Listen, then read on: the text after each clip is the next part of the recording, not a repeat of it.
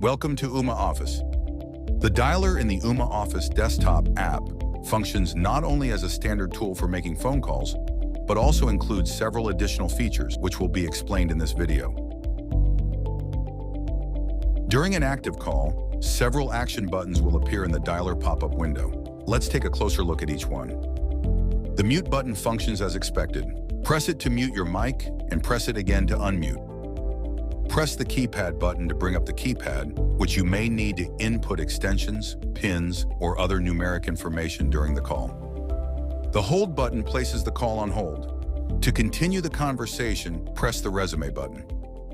Pressing the record button begins recording the call. The recording will be accessible in the calls module. The transfer feature lets you choose a contact from the contact list to transfer the call. You can select from the following transfer types. Transfer to voicemail sends the call directly to the contact's voicemail. Blind transfer transfers the call immediately without notifying the recipient. Attended transfer connects you to the recipient first, allowing you to speak before completing the transfer. The call flip feature lets you transfer an active call to another device seamlessly. Pressing the Add Participant button allows you to select a contact from your list and add them to the call. Thanks for watching.